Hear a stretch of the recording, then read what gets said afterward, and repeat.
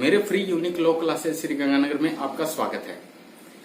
हमने डीवी की जो एक सीरीज चला रखी है जिसका पूरा नाम है डोमेस्टिक वायलेंस या इसको घरेलू हिंसा से महिलाओं का संरक्षण अधिनियम 2005 कहा गया है। इसको कंटिन्यूअस करते हुए हम आगे आज पढ़ेंगे। पिछली क्लास में हमने इस एक्ट के बारे में एक ओवरव्यू ले लिया गया था कि ये डोमेस्टिक वायलेंस होता क्या है, किस तरीके से डोमेस्टिक वायलेंस है वो अस्तित्व में आया था और किसको ये प्रोटेक्ट करता है। इसमें डेफिनेशन क्लोज है, उसको भी हम कंप्लीट कर चुके हैं। आज हम चैप्टर 2 पे आते हैं जो कि डोमेस्टिक वायलेंस की डेफिनेशन के बारे में बताया गया है।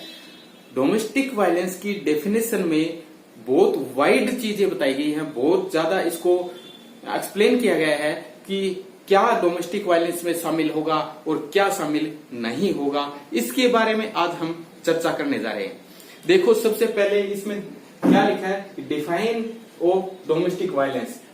डोमेस्टिक वायलेंस की जो परिभाषा है उसके अंदर क्या आएगा कि एग्रीव्ड पर्सन को क्या करेगा, जो प्रत्यर्थी जो रिस्पोंडेंट होता है उसका कोई भी एक्ट, कोई भी ओमिशन और कोई भी आचरण या कंडक्ट, क्या कहा कि कोई भी एक्ट, कोई भी ओमिशन, कोई भी कंडक्ट के द्वारा एग्रीव्ड पर्सन को इंजरी पहुंचाई जाती है या क्षति पहुंचाई जाती है तो उसको डोमेस्टिक वायलेंस कहा जाएगा।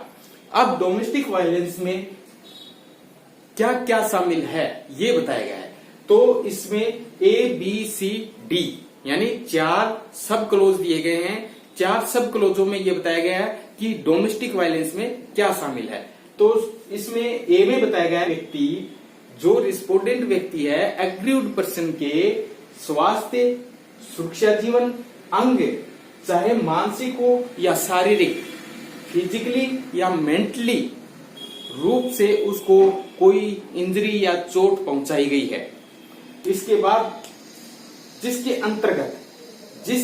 अंतर्गत क्या आता है, 4 अब्यूज आते हैं। 4 अब्यूज में आता है शारीरिक दुरुपयोग यानी फिजिकली अब्यूज, लैंगिक दुरुपयोग जिसमें सेक्सुअल अब्यूज, मौखिक अब्यूज, वर्बल जो अब्यूज है, और भावनात्मक अब्यूज जो या भावनात्मक दुरुपयोग किया जाता है, वर्बली दुरुपयोग और भावनात्मक दुरुपयोग।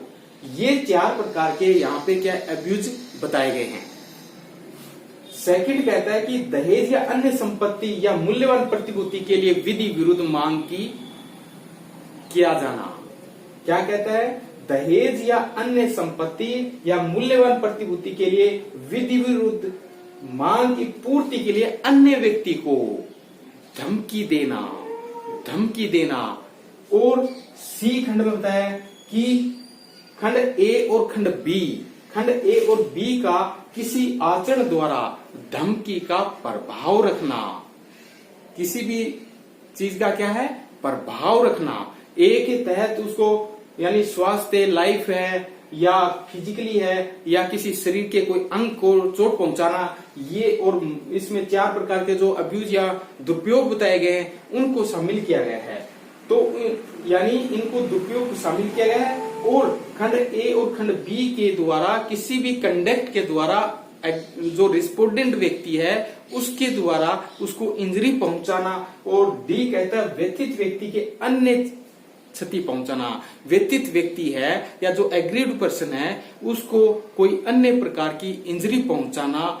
ये चारों के चारों क्या है, इसकी डेफिनेशन में शामिल किया गया है। तो इसको अगर शॉर्ट रूप में हम ये पढ़ें तो एग्रीव्ड पर्सन, जो एग्रीव्ड पर्सन होता है उसको रिस्पोंडेंट के द्वारा किसी प्रकार के उसके शरीर को या जीवन को या किसी अंग को चोट पहुंचाता है या क्षति करता है या कोई दहेज की मांग करता है या विधि विरुद्ध तरीके से किसी मूल्यवान प्रतिभूति लेने की मांग करता है या उसके ऊपर कोई धमकी का प्रभाव रखता है या अन्य किसी प्रकार की चोट पहुंचाता है, तो ये क्या है, डोमेस्टिक वायलेंस कहलाएगा। तो इस प्रकार से हम शॉर्ट रूप में इसको ऐसे याद कर सकते हैं। ये आज डेफिनेशन थी। इसके बाद हमारे क्या है, जो कि सेक्शन 4 आता है। सेक्शन 4 में दिया गया है, तो यहां पर सेक्शन 4 क्या कह रहा है कि information to protection officer and exclusion of liability of informant. यहां पे कहता है कि प्रोटेक्शन ऑफिसर को सूचना का दिया जाना, कि जैसे ही प्रोटेक्शन ऑफिसर को किसी एग्रीड पर्सन के द्वारा या किसी अन्य व्यक्ति के द्वारा कोई सूचना मिलती है या उसको कोई सूचना प्राप्त होती है, तो क्या करेगा कि वह व्यक्ति अपनी कार्यवाही करेगा आगे। कैसे कि इसमें सब सेक्शन 1 लिखा है, कोई व्यक्ति अगर प्रोटेक्शन ऑफिसर को यह सूचना देता है कि डोमेस्टिक वायलेंस का कार्य हुआ है या कार्य हो चुका है या कार्य हो रहा है। क्या कह रहा है, सेक्शन 4 कह रहा है कि प्रोटेक्शन ऑफिसर की को सूचना का दिया जाना। वो सूचना कौन देगा, या तो एग्रीड पर्सन देगा या एग्रीड पर्सन की तरफ से कोई अन्य व्यक्ति सूचना देगा कि फलानी जगह कोई डोमेस्टिक वायलेंस हो रही है या डोमेस्टिक वायलेंस का कार्य हो चुका है या हो रहा है। ये 3 काम क्या है इस सेक्शन में बताए गए हैं। फिर अगर जैसे ही वो सूचना देता है, जैसे ही कोई एनी पर्सन अगर कोई सूचना देता है, तो उसके ऊपर किसी प्रकार की कोई क्रिमिनल या सिविल कार्यवाही नहीं होगी। वो सूचना कैसी होनी चाहिए, गुड फेथ में होनी चाहिए, यानी ईर्ष्यावंश या जलनवंश नहीं होनी चाहिए।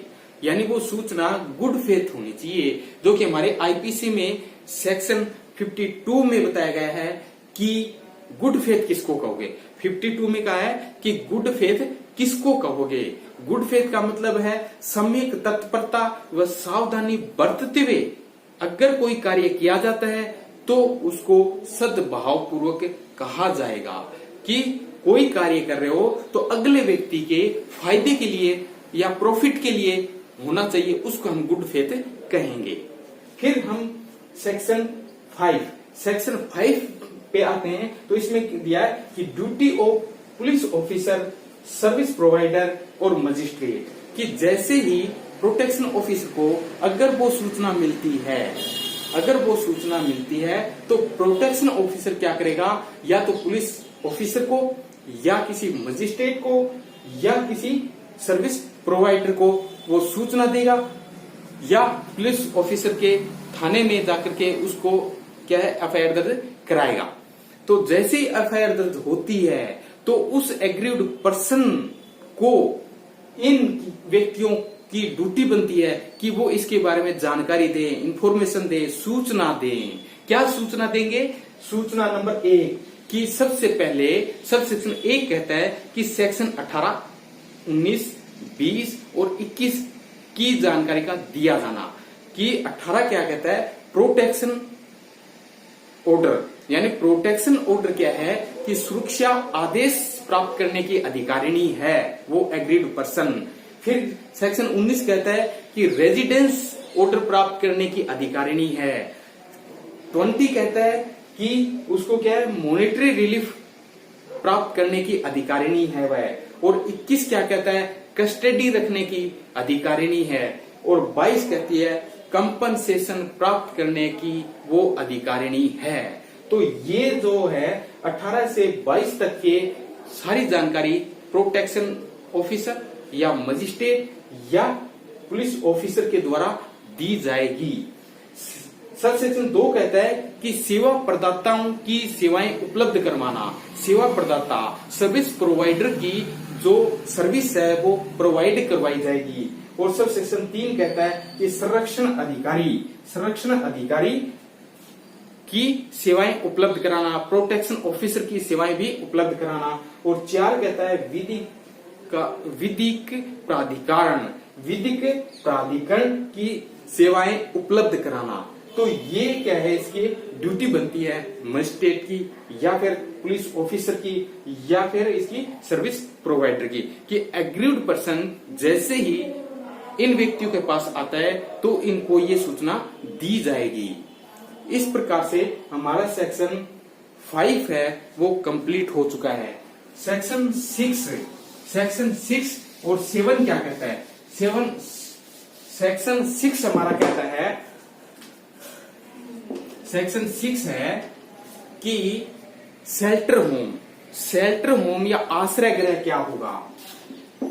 आश्रय गृह है, यानी जैसे ही एग्रीव्ड पर्सन के साथ किसी प्रकार की इंजरी पहुंचाई जाती है या चोट पहुंचाई जाती है तो वह व्यक्ति या वह एग्रीव्ड पर्सन ये चाहता है कि मैं वहां नहीं रहूंगी, उस घर में नहीं रहना चाहती हूँ, तो उसको शेल्टर होम या नारी निकेतन भेज दिया जाएगा। और जैसे ही शेल्टर होम में भेजा जाएगा, वहां का जो शेल्टर जो ऑफिसर होता है या जो वहां का अधिकारी होता है उसको एक रजिस्टर में क्या है एंद्राज करेगा उस चीज को और एक रिपोर्ट बना करके देगा। वो रिपोर्ट पुलिस ऑफिसर के फाइल में लगेगी और मजिस्ट्रेट की जो फाइल है उसमें भी लगेगी।